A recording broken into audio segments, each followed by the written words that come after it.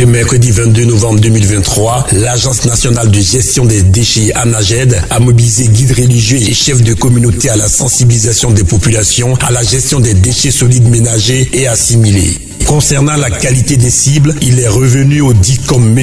Ouma Diaby d'expliquer les raisons du choix de ces différentes corporations que sont les religieux et chefs de communauté. C'est une question d'éducation. Et qui parle d'éducation, parle de guides religieux, chefs de communauté, qui sont nos relais dans les ménages, dans les familles. Qui plus est, ces relais-là vont le dimanche à l'église, à la mosquée le vendredi. Et ce sont des communautés. Et vous êtes les référents. Et aujourd'hui, c'est un point de contact pour être le relais pour aller porter cette information.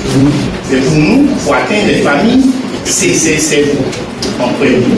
C'est au moyen d'une présentation suivie d'échanges que les hôtes de l'ANAGED ont eu connaissance de la nouvelle politique de gestion des déchets en Côte d'Ivoire, ainsi que des infrastructures de haute technologie qui vont avec. Quelques interventions des participants ont été captées à la fin de la première partie dédiée à l'information des participants par Radio Génération. Le déchet, c'est l'affaire de tous. Nous devons nous impliquer nous-mêmes en tant que parents, en tant qu'adultes, dans cette histoire des déchets. Ne laissons pas les déchets aux portées des enfants. Généralement, dans nos maisons, c'est les enfants aux enfants qu'on confie ces tâches de déchets. C'est les enfants qui vont convoyer les déchets dans les poubelles. C'est les enfants qui vont collecter les déchets. Et on voit que vraiment, les adultes, ils sont loin des déchets. Alors que le déchet, c'est pas pour les enfants, mais c'est pour les adultes. Donc, vraiment, c'est cette sensibilisation-là, c'est ce message que je voulais dire à tous les fidèles musulmans, à tous nos parents, à tous les citoyens. La question de la gestion des ordures ménagères ou des déchets ménagers, c'est une question cruciale, une question de société. Et il est bon que toutes les forces vives de la nation puissent s'engager pour qu'on puisse gérer de façon durable cette question.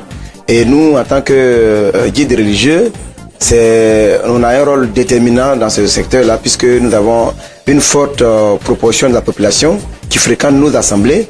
Et donc, dans nos prêches et dans nos enseignements, si nous pouvons mettre un accent sur ces éléments, le pays ira mieux et notre communauté pourra participer de façon significative à la propriété de la Côte d'Ivoire, surtout que nous attendons la CAN. Il faut que après donc cette grande fête du football, on puisse retenir des grandes choses pour la Côte d'Ivoire.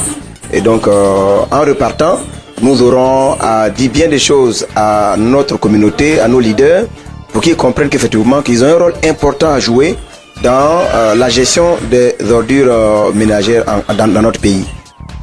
La gestion des déchets est capitale dans la vie de chacun de nous. Et il est normal de faire comprendre à la population de l'importance et le rôle de chacun dans la gestion de ces déchets.